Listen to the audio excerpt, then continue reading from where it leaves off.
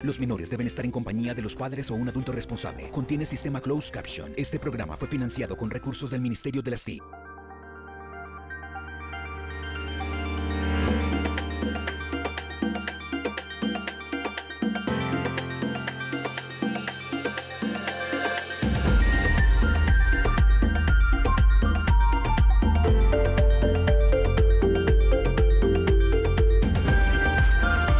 RTVC Noticias del Mediodía.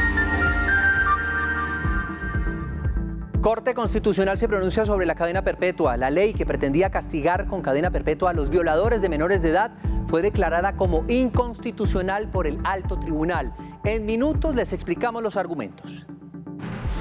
Presidente Iván Duque aseguró que no comparte, pero que acata la decisión de la Corte Constitucional. Dijo que buscará otros mecanismos para lograr la máxima pena para los violadores de menores de edad. La decisión de la Corte generó todo tipo de reacciones, como era de esperarse. Desde el Congreso de la República se anuncia un nuevo proyecto de ley para aumentar las penas a los violadores de menores de edad. Se conocen nuevos datos sobre pobreza en el país. El Pacífico colombiano fue la región donde más aumentó, mientras en Antioquia se redujo. En 2020, más de 9 millones de colombianos tenían condición de pobreza. En noticias de las regiones, Cartagena hace plan piloto para la peatonalización de la ciudad amurallada, mientras que en Medellín se anticipa el reinicio del pico y placa. En noticias del mundo, tras la emergencia vivida en Nueva York por la tormenta Aida, el presidente de los Estados Unidos, Joe Biden, reconoció que su país está listo para enfrentar los impactos del cambio climático. En los deportes, Colombia sigue sumando en los Paralímpicos. Hoy logró 2 medallas de bronce y la selección Colombia ya entrena en Asunción, pensando en lo que será su partido del domingo contra Paraguay. Colombia es el país con mayor número de especies de mariposas del mundo. Así lo certificó Reino Unido después del trabajo del fotógrafo colombiano Juan Jaramillo.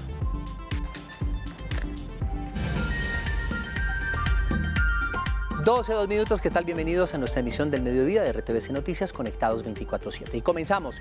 La ley que aplicaba la cadena perpetua para violadores de menores de edad en Colombia fue tumbada en su totalidad por la Corte Constitucional tras acoger la ponencia de la magistrada Cristina Pardo, quien consideró que la norma genera efectos graves para la dignidad humana. La principal razón de la Corte para tumbar la cadena perpetua es que dicha norma representaba un retroceso en la resocialización de las personas condenadas, teniendo en cuenta que es parte esencial de un Estado social de derecho. Y es que luego de un largo estudio, una demanda presentada por el grupo de prisiones de la Universidad de los Andes, que argumentaba un vicio en el proceso de reforma y ausencia de la competencia del Congreso, la Corte consideró que sí se había transgredido su poder de reforma. Ello pues afectó un eje definitorio de la Carta, como es el Estado social y democrático de derecho fundado en la dignidad humana, y en consecuencia sustituyó la Constitución. La votación terminó 6-3 y sin embargo para la Corte siempre hubo un punto de encuentro, y es que la reforma no solucionaba la problemática de raíz y que por el contrario podía constituirse un populismo punitivo que según la Corte podría generar hacinamiento y violación de los derechos humanos de los procesados. El fallo de la Corte Constitucional ha generado diversas reacciones, como era de esperarse. Por ejemplo, el presidente Iván Duque rechazó la decisión y dijo, abro comillas, pareciera que hay más garantías para los victimarios que para las víctimas, cierro comillas. El primer mandatario mostró su descontento por la decisión del Alto Tribunal. Los fallos se acatan. Las fallas de nuestra sociedad tenemos que corregirlas. Seguiremos nuestra lucha por los derechos de los niños y por lograr la máxima sanción ejemplarizante a quienes los asesinan y abusan. El presidente recordó que los derechos de los niños deben primar sobre los demás. Colombia requiere hacer valer el artículo 44 de la Constitución, donde los derechos de los niños están por encima de los derechos de los demás. Una de las fallas de nuestra sociedad es que pareciera que hay más garantías para los victimarios que para las víctimas. Miles de niños asesinados y abusados merecen que sigamos la lucha por la prisión perpetua. Esta fue la causa de Gilma Jiménez y la de miles de familias y también la nuestra, en la defensa de las convicciones, la perseverancia. El pasado 6 de julio el presidente sancionó la reglamentación de la cadena perpetua que ahora, por decisión de la Corte Constitucional, queda sin vigencia. Y mientras los ponentes de la ley la criticaron, por supuesto esa decisión de la Corte Constitucional, pues otros sectores respaldaron el fallo del Alto Tribunal. En el Legislativo ya se estudia la posibilidad de presentar un nuevo proyecto. El senador Miguel Ángel Pinto, coautor y ponente de la cadena perpetua en el Senado, lamentó la decisión de la Corte y confirmó que presentará un nuevo proyecto de ley para aumentar las penas contra los abusadores y asesinos de menores. Tramitaremos y le pediremos al presidente que nos acompañe con un mensaje de urgencia para sacar una ley que nos permita sancionar hasta por 60 años los delitos de violación que hoy no llegan a más de 30 años. Para la senadora María del Rosario Guerra, la rama judicial debe colaborar para castigar a los violadores y asesinos de menores. Nosotros no podemos permitir que sigan violando y asesinando a nuestros menores de edad y deben tener la máxima pena y la justicia tiene que ayudar contra los criminales y la criminalidad. La representante María José Pizarro aseguró que era previsible que esta ley no pasara a la revisión de la Corte porque en Colombia ya existe una especie de cadena perpetua. Quiere decir que hoy la condena perpetua existe para los violadores de facto, pero no es aplicada porque la justicia no funciona en este país, porque tenemos una impunidad que también es endémica de la sociedad colombiana. Los congresistas de todas las bancadas señalaron que continuarán insistiendo en la defensa y protección de la vida y los derechos de los menores. Precisamente desde la Casa de Nariño, el ministro del Interior, Daniel Palacios, aseguró que desde el Gobierno Nacional se tomarán medidas para garantizar la seguridad de nuestros niños. ¿Cómo lo harán? Diego Giraldo, muy buenas tardes.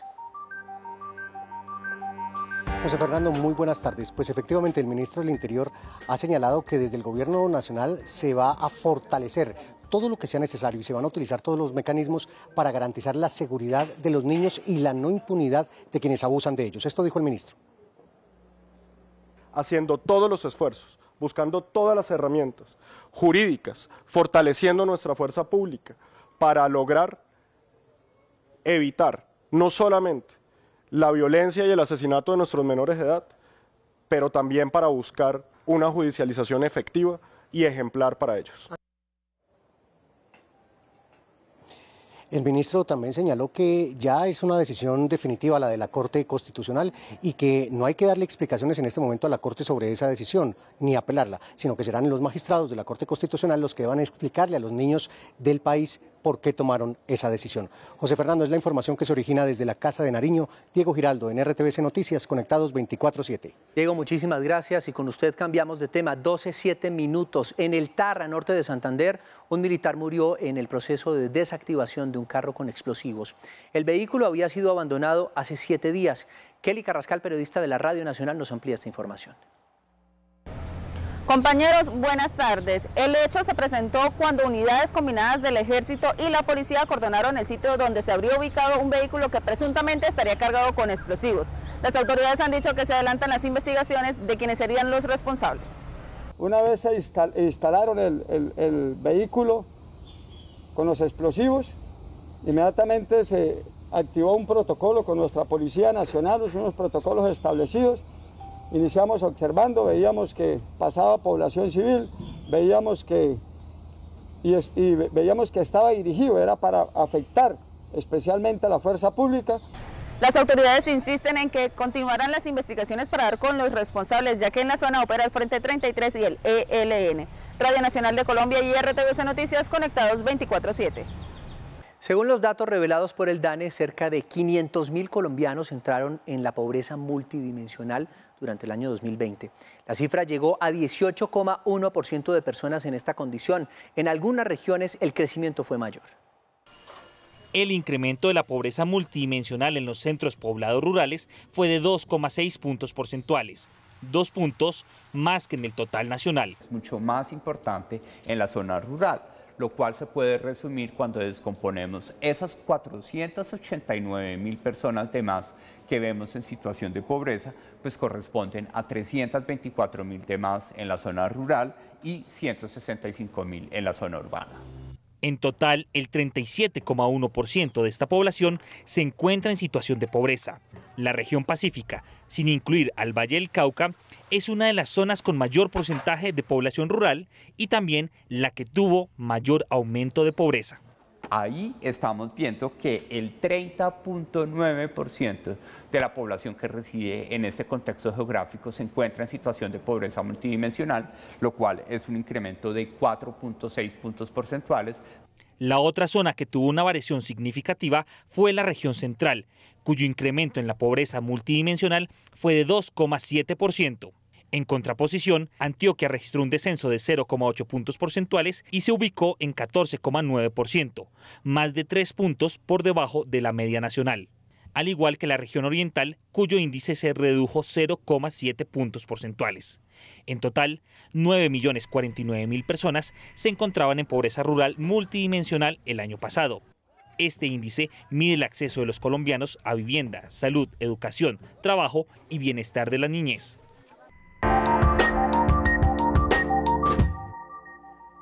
Y el centro histórico de Cartagena se ha peatonalizado.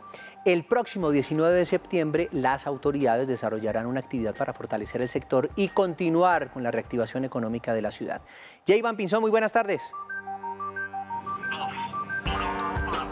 Hola José, buenas tardes para ustedes y para nuestros televidentes. Así es, mire, esto es como usted lo decía, en un paso para reactivar el centro histórico más de lo que ha venido avanzando en las últimas semanas, pero también en la lucha de buscar que el centro histórico sea más familiar y menos un sitio de sitios nocturnos y también de trabajadoras sexuales. Esto para que las familias, los niños puedan recreacionarse, puedan divertirse y pues darle una cara y un sentido distinto al centro histórico de Cartagena. Las calles del centro histórico se convertirán el próximo 19 de septiembre en un espacio dedicado a la familia, lleno de juegos y diversión. Entendemos que nuestra niñez de nuestros barrios más pobres de la ciudad muchas veces nunca han visitado el centro histórico, entonces queremos pensar esta jornada con unas dinámicas infantiles. Para llevar a cabo esta iniciativa, por el centro histórico solo habrá circulación de peatones. Ese día se restringirá el ingreso de vehículos al centro, lo mismo que su circulación y parqueo.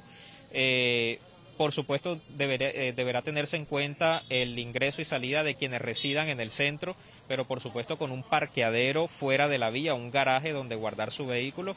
La jornada contará además con un mercado campesino, una ciclovía y otras actividades. O sea, creo que eso le permite también a la gente de recrearse, de compartir, de salir. Los cartageneros que se movilicen en carro deberán dejar el vehículo en los exteriores del centro histórico.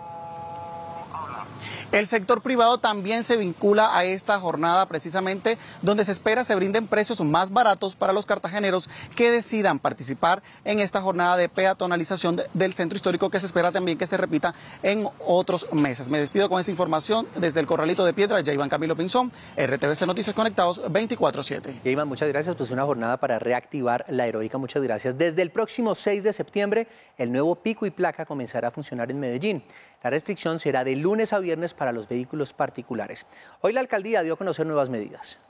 Las autoridades en Medellín definieron los dígitos y los días de rotación para el regreso del pico y placa a la ciudad para carros particulares. La rotación será de un dígito cada 2 semanas y aplicará de lunes a viernes entre las 5 de la mañana y las 8 de la noche. Es decir, el pico y placa inicia con los vehículos cuyas matrículas terminen en 0 y 15 días después a este dígito se le volverá a aplicar la medida y así sucesivamente con las otras placas. La medida será pedagógica durante las 2 primeras semanas, es decir, el lunes 20 de septiembre comienza el periodo sancionatorio. Para las motocicletas de 2 y 4 tiempos, el pico y placa comenzará desde el 4 de octubre y tendrá la misma dinámica. Algunas de las vías exentas serán el sistema vial del Río, Avenida Las Palmas, los laterales de la Quebrada de la Iguaná, entre otras. En el decreto se exceptúan de la medida los vehículos eléctricos e híbridos y los que usen gas natural, asimismo los que atiendan emergencias o situaciones médicas, entre otros. 60 familias que vivían en un predio de 2 hectáreas de extensión en el occidente de Bucaramanga fueron desalojadas. En el operativo, las autoridades destruyeron 35 cambuches y capturaron a 4 personas indicadas de invasión a zona protegida. Con este ya son 70 los operativos de desalojo realizados en lo corrido del año para recuperar predios en zona de protección ambiental. La recuperación de un predio de gran importancia para la ciudad de Bucaramanga, el cual está ubicado entre los barrios 12 de octubre y el barrio Nápoles. Debido al riesgo por ser una zona geológicamente inestable, las 60 familias fueron desalojadas y destruidos 35 cambuches. Es importante que la comunidad respete estos predios, ya que son de una connotación muy importante, ya que son altamente erosivos. En el operativo fueron capturadas 4 personas. En flagrancia se tomaron talando árboles y realizando invasiones indebidas en este lugar. Las autoridades recordaron que en la zona están prohibidas las construcciones de viviendas y obras comunales. Y para los amantes de las artes audiovisuales les tenemos buenas noticias. Se extendió la convocatoria La Colombia que Soñamos, con la que se beneficiarán 750 microdocumentales. Veamos de qué se trata. En oportunidades para jóvenes de las artes audiovisuales, vaya a la página www.lacolombiaquesoñamos.co. Allí le aparecerán las generalidades de la convocatoria y en la parte superior derecha donde dice inscríbete, debe llenar los datos del formulario. Para participar, el aspirante debe ser mayor de 18 años y menor de 28 y desarrollar un microdocumental con celular o cámara de 1 o 2 minutos con temática libre. Ojo, se seleccionarán 750 ganadores que serán beneficiados con una inversión total de 2.625 millones de pesos, es decir, 3,5 millones para cada ganador.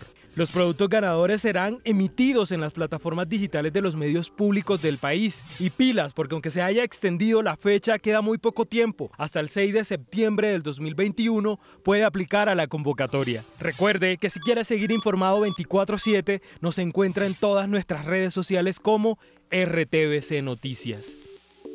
Y este fin de semana se realizarán las pruebas Saber 11. Los exámenes serán de forma presencial en 2 sesiones bajo la modalidad de lápiz y papel.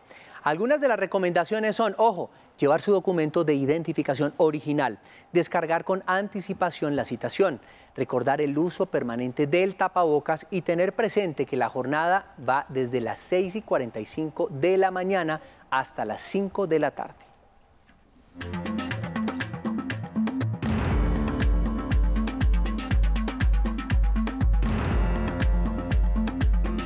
Y en noticias del mundo, el saldo mortal de casi 50 personas a causa del paso de la tormenta tropical Aida por la costa noreste de los Estados Unidos, pues puso de relieve las debilidades y limitaciones a la hora de abordar estos fenómenos meteorológicos, aún teniendo previsiones de su trayectoria y también de su agresividad. Una lección de la que este país debe aprender bastante. Si las últimas semanas han dejado un mensaje claro a los Estados Unidos es que no está preparado para los retos que trae consigo el cambio climático. Los últimos días del huracán Aida, los incendios forestales en el oeste y las inundaciones repentinas sin precedentes en Nueva York y Nueva Jersey son otro recordatorio de que las tormentas extremas y la crisis climática están aquí. Tenemos que hacerlo, debemos estar mejor preparados, tenemos que actuar. Ya sea Aida, Grace o Henry, o incendios como Dixie o Caldor, su capacidad para alterar el equilibrio en regiones como California o las costas sur y noreste ha sido un catalizador de las debilidades en infraestructura y en la habilidad de acción para resistirlas, manejarlas y superarlas. Todos estos eventos que los científicos advierten empezarán a ser más extremos y ocurrirán con mayor frecuencia. Entre más emisiones enviemos a la atmósfera. Si esa será la tendencia, las debilidades que persisten de costa a costa deben abordarse. Por ejemplo, con lo ocurrido horas atrás con Aida en Nueva York, se evidencia la necesidad de desarrollar la capacidad para resistir altas precipitaciones en áreas urbanas. O los masivos cortes de energía en Luisiana y Tennessee hace imperioso encontrar alternativas para la operación ininterrumpida del servicio eléctrico que no se afecte por vientos huracanados y estrategias de prevención para acercar y extinguir los conatos de incendios en estados con áreas boscosas. Debilidades que se hicieron más evidentes y que pueden estar sirviendo para que la mortalidad que dejan estos eventos se incremente y sin duda la destrucción a su paso.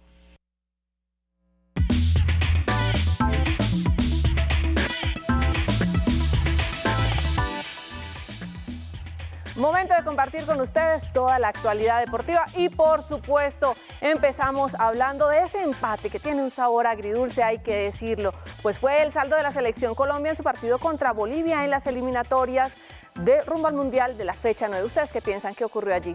Veamos un resumen. Esta polémica jugada cambió el curso del partido. La mano fue mano y ni siquiera se revisó el VAR, una mano muy clara y es penal. Mientras que el técnico Reinaldo Rueda agradeció la decisión arbitral. El comportamiento arbitral para un partido tan intenso es muy meritorio y hay que resaltarlo también. Colombia es quinto con los mismos números del cuarto Uruguay, por lo que el entrenador considera que el punto vale mucho, aunque no quedó tan conforme. Queríamos ganar, pensamos que se podía, se hizo un plan de juego pensando en ello, más hay que tener también todo lo que es la evaluación global por todo lo que hizo el rival también. Tras el empate, Colombia ya está en Asunción, donde jugará el domingo a las 5 de la tarde ante el combinado de Paraguay. De otro lado, Brasil y Argentina siguen en lo más alto de la tabla de posiciones con sus victorias como visitantes. Ecuador es tercero con su triunfo ante Paraguay y Uruguay es cuarto por su empate en Perú. Aquí están los goles de cómo fue esta jornada. Esta jugada afortunadamente no pasó a mayores. Patadón de Luis Martínez contra Lionel Messi, su pierna izquierda, expulsión para el venezolano. La asistencia de Giovanni Lo Celso para Lautaro Martínez define perfecto ante Fariñez. Argentina 1, Venezuela 0. En el segundo tiempo es Lautaro el que asiste a Joaquín Correa para el 2-0. Angelito Correa y el 3-0 para Argentina. Penal a favor de Venezuela y Jefferson Soteldo pica la pelota ante Emiliano Martínez. Venezuela 1, Argentina 3. Después de una confusa jugada en el área de Chile, Everton Ribeiro que remata a la izquierda de Claudio Bravo. Brasil ganó 1-0 en Santiago. Atención al golazo de Perú. Renato Tapia y una chalaca que se desvían. Josema Jiménez. 1-0 para los incas. Y luego de una salida fatal para Santa María, Matías Vecino le entrega la pelota de Arrascaeta y de Tastás Uruguay empata.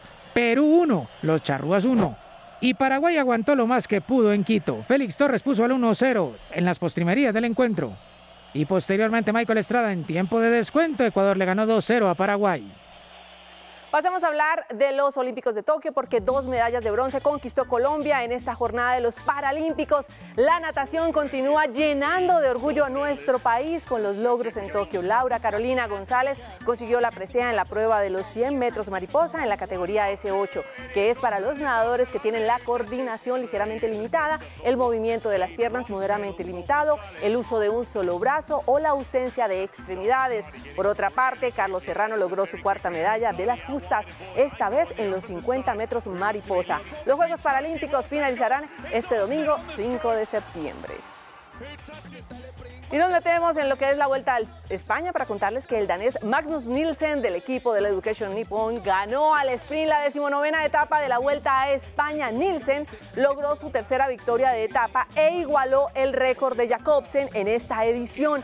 ¿Qué pasó con el esloveno Primož Roglič? Pues entró en meta sin problema alguna para conservar la roja de líder a 2 días de sellar el triplete en Santiago de Compostela. La clasificación general dejó a Superman López en el tercer lugar y a Egan Bernal en la quinta casilla.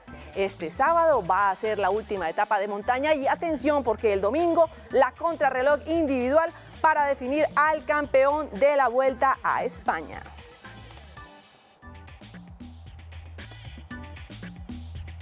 Y para despedirme, yo sé que ustedes están muy atentos con el anuncio que hizo la alcaldesa de Bogotá con respecto a lo que será la reapertura del camping para los partidos de este sábado y del lunes. Si usted está pensando en ir, atención porque se va a hacer una verificación de la boleta con el número de la cédula y además los hinchas no van a compartir la tribuna para evitar todos los desmanes que se han presentado. Hacemos una pausa y regresamos con más aquí a RTVC. Ya regresamos con más información en RTVC Noticias. Y ahora, hoy, los mejores cuentos de hadas. El príncipe en la piel de oso. 8 de la noche. Magia de oso. Magia de oso. ¿Cómo era que se hacía? Magia de oso. En Señal Colombia agrandamos el cine. Cine tamaño familiar. Todos los días una película para compartir. Por Señal Colombia. Estás viendo RTVC Noticias, emisión mediodía.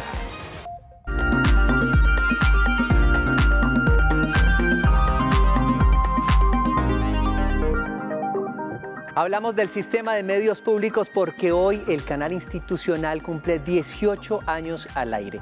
Felicitaciones a nuestros compañeros y por supuesto larga vida a la televisión pública.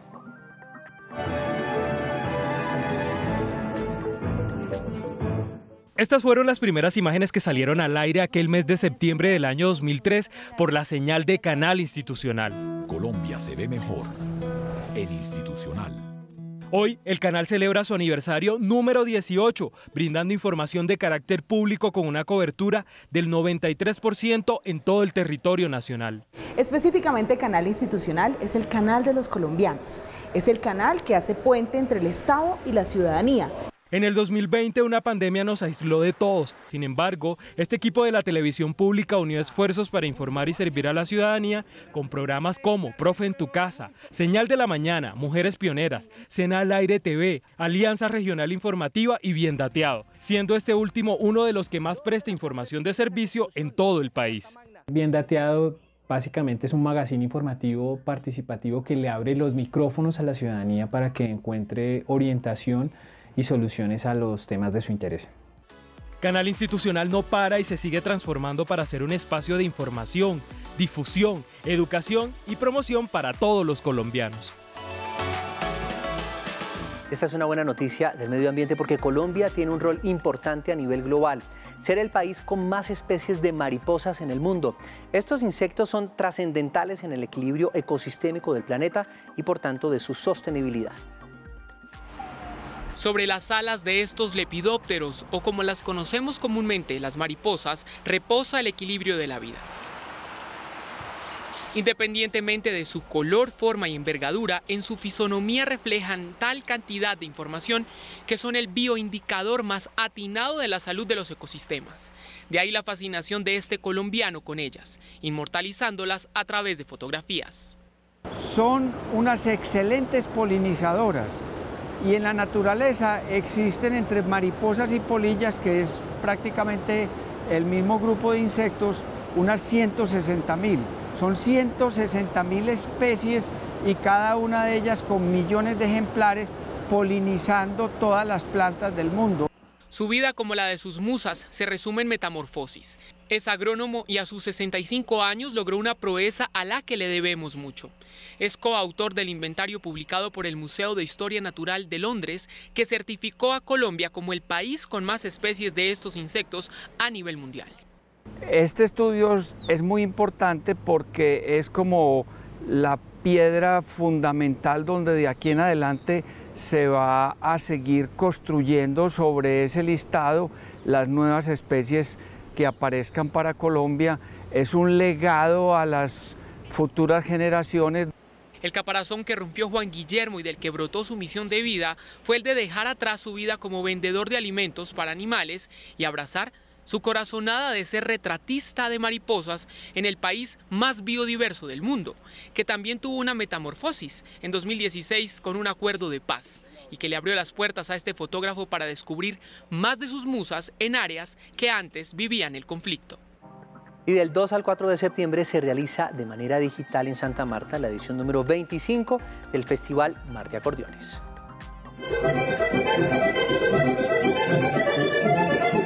El Festival Mar de Acordeones es un evento tradicional que no ha sido interrumpido desde 1996, cuando se creó. Nuestro Festival Vallenato busca conservar las raíces para salvaguardar la música vallenata tradicional. Ese es el legado que nosotros estamos trabajando para las nuevas generaciones. Es una herramienta que fortalece el tejido social de la cultura caribeña en Colombia. Es lograr que las nuevas generaciones conozcan la importancia de los precursores del folclore vallenato y la obligación que tenemos por mantener vivas nuestras raíces. La caja y la guacharaca junto al acordeón identifican ese sentimiento que llevan los colombianos en el corazón. Y esta semana en la agenda cultural del país, el jazz se toma Barranquilla y continúa la Feria del Libro de Bucaramanga. Hasta el 3 de octubre se realiza el Festival Barranquillaz, una actividad presencial que se ha destacado por 25 años. Y en esta ocasión se puede disfrutar en espacios abiertos, contando con la participación de varios invitados internacionales. Eventos de acceso virtual y otros presenciales con previa inscripción son parte de Un Libro 2021. Esta es la versión número 19 de la Feria del Libro de Bucaramanga, que este año tiene talleres infantiles, juveniles y especializados. También cuenta con una franja de cine y varios invitados especiales. La programación de este evento va hasta el 5 de septiembre. Saltó a la fama en 1964 con la banda sonora de la película Sorba el Griego. y con el tiempo se convirtió en referente de la resistencia en Grecia. Él era Mikis Theodorakis, compositor griego que falleció a la edad de 96 años.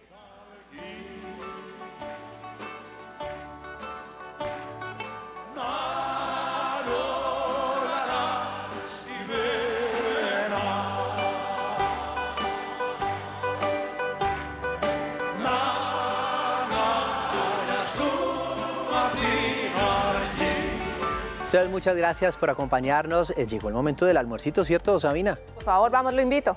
Ah, buenísimo, perfecto, de viernes. Y a las 7 de la noche, desarrollo de estas y más noticias. Chao. Camine. ¿De una vez?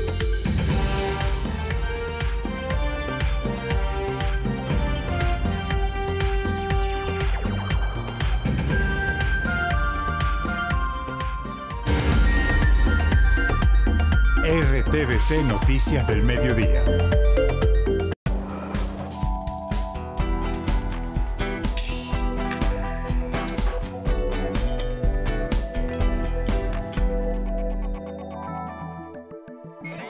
Para tener en cuenta, la televisión también debe cumplir con la protección de los niños, niñas y adolescentes. En televisión se debe garantizar la protección de los niños, niñas y adolescentes transmitiendo contenido apto para ellos en la franja de audiencia que les corresponde, entre las 7 de la mañana y las 9:30 de la noche. Bueno, ojalá que esto se cumpla siempre, tal cual. Recomendaciones para el adecuado manejo de cilindros de oxígeno. Exija que la válvula del cilindro esté sellada con un plástico termoencogible. Verifique que el nombre del proveedor esté tanto en el plástico como en el cilindro. Revise que la información del cilindro sea clara y no muestre alteraciones. Mantenga el cilindro en posición vertical, lejos de fuentes de calor y no fume cerca. Debe mantenerlo limpio de grasas o aceites. No trate de traspasar gas de un cilindro a otro, es peligroso y puede provocar incendios o explosiones. Siga las instrucciones de seguridad de la etiqueta autoadhesiva del cilindro, la cual incluye un número de emergencias. Devuelva pronto al proveedor los cilindros vacíos y concentradores de oxígeno que ya no estén en uso.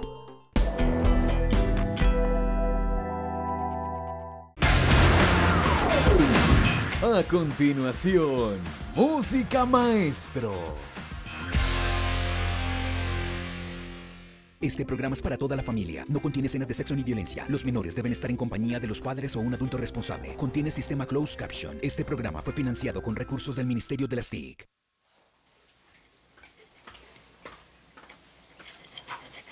¿Quieres leerla? No, tía, gracias. ¿Qué? ¿Alguna razón de mi mamá para mí? Lo mismo de siempre. Que cuándo te vas a graduar para venir a verte y que cuándo vas a comenzar a trabajar. ¿Qué problema, oye?